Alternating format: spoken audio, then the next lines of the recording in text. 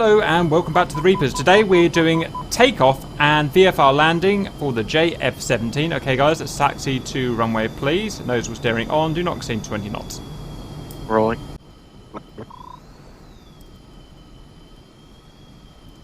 Ensure that we're perfectly straight on the runway. We'll brake and stop. The procedure is, if we have a heavy loadout, usually air to ground, we will have flaps. If not, we will have flaps not deployed. Today we're of a light loadout. Once we're sure that we're straight, nose wheel steering off. Usually a good idea to check that the afterburner switch is on in case we do need it. Check that our config is accurate. You can see our config is air to air and that is accurate and correct. Ensure taxi lights off. Hold the wheel brake. Spool to 80% fan speed. You can see fan speed there. Then when we're ready, we will let go of brake. We will go to either 90% power, pretty much mil power if we're light like this, which is what we will do. If we had a heavy loadout, it will be 100% power. At around 120 knots, we will start slight aft stick, aiming to achieve 10 degrees angle of attack or pitch by 140 knots. So that means that ball sight cross there, up at 10 degrees, ideally not any further because we don't want to risk a tail strike. We'll then hold until we have positive rate. Only thing we have to worry about at that point is flaps up if we are heavy loadout, and ensure that our gear is fully up and travelled and secured well before 300 knots. If the gear is still in travel by 300 knots, then we can damage them. Okay boys, brakes on, spool to 80 please. 1, go. 2, Rolling. go. 3, going. So I'm going 90%. I know it may be hard to read on the gauge down there. We're going to use rudder authority above 50 knots to ensure we keep straight.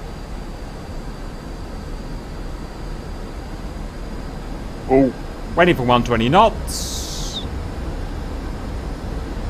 Start the aft stick. Punch for 10 degrees, not above. Woo! Yeah, I got caught in the wake turbulence. Yeah, I thought you might have. I was only dying wiggling. Gear up before gear up before 300.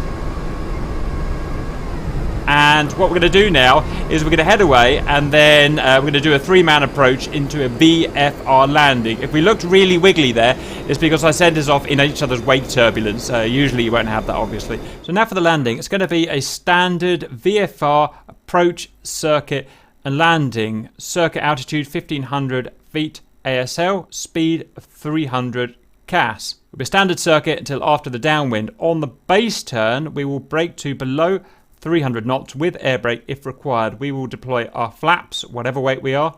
Our gear will come down and our landing light will come on. We will blend our base turn so that by the end of the base turn we'll be nearing our on speed. Ideally, at the beginning of the final or by mid-final, we will be on speed. We'll talk about that when we get there. As well, we want to extend past the threshold of the runway on the downwind to roughly place our final approach on a 3-degree pitched. Once we approach the runway, we want to flare before we hit tarmac. Once we've made contact with the runway like the F-16, we want to stay on speed. We want to stay at an angle of attack of 10 degrees. That will mean our ball sight cross here want to stay up at 10. Once we are below 135 knots, we can deploy the parachute. Easiest just to press the P, the Papa key for that. We can use our rudder authority to keep us in the center of the runway. Once we've slowed right down below 50 knots, our nose wheel steering can go on. Below 20 knots, our parachute can be ejected with a second push and hold of the P key, and then we'll move to the cold side of the runway. Throttle back,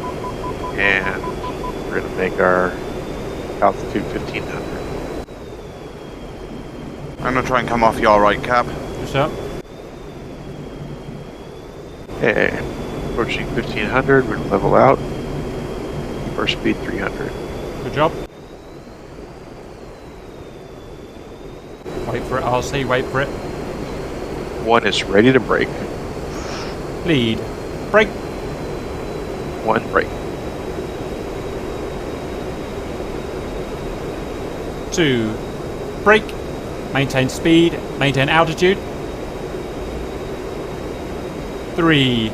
Brake. 3 brake.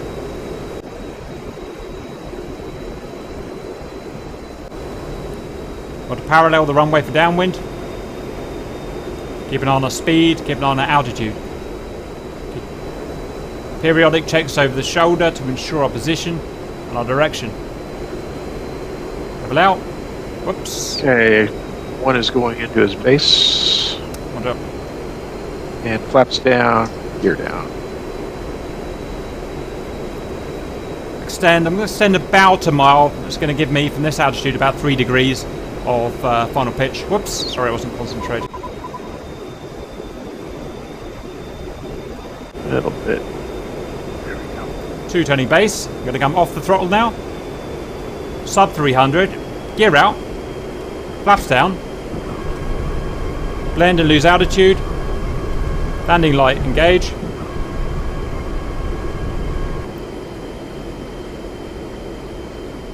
I want to ensure that we finish this turn somewhere relatively near on speed, which we are now. And just starting to lose altitude for final. And we want to end it obviously in line with the runway, so configure the turn as we have to. One's on final.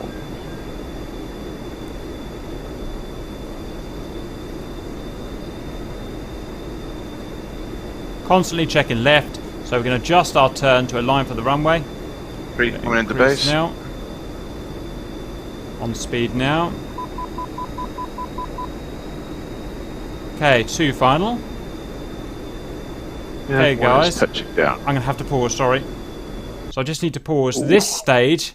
We are on our final. We have to ensure that we're on speed. That means our path marker, our path vector here, has to be as close as we can to the middle of that error bracket there. That ensures that we stay on speed, and more importantly, at the correct angle of attack of 10 degrees.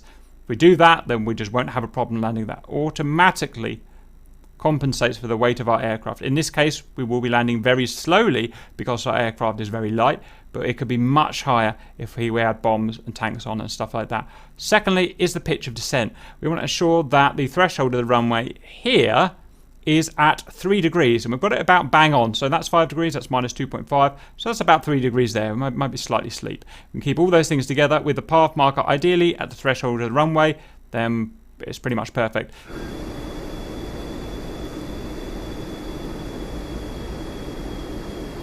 Nothing to do now except keep all of those 3 things in phase. Path marker, end of runway. E bracket, middle of path marker, and threshold runway 3 degrees. We're slipping slightly here, but it's good enough. You can see we're landing very slowly, so that means hardly any time to do aero braking of the 10 degrees, but I'll try and show a little bit of it. 3 coming in for final. Okay, I'm on speed at 157. Now we've got to judge our flare to just a few feet above the runway, and I'm notoriously bad at that, so I'm going to try and flare at the right position.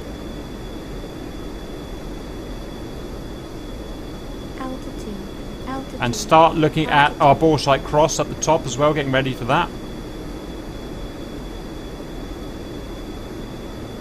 And we're going idle flare.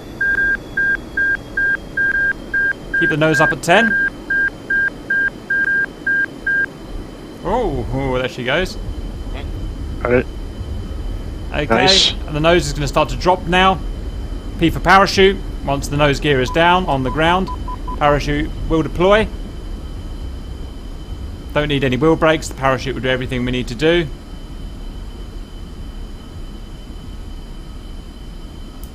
Dab a wheel brake. Noseable steering on. 20 knots now, so press and hold parachute. Oh, whoops, wrong button. Parachute. P for parachute. Move to the dead side of the runway. That's us landed. The debrief is that the bit I did wrong was I couldn't hold the nose up properly at 10 degrees, and that's mainly because I landed about 140, and I only had a few knots worth of travelling down the runway before the parachute had to come out. Usually you'd be a lot heavier than this, and you'd be landing. You could be landing at 200 knots or something. It's going to give you more time to do aero braking and whatnot. That's just how it is. Hope that was useful. See you later.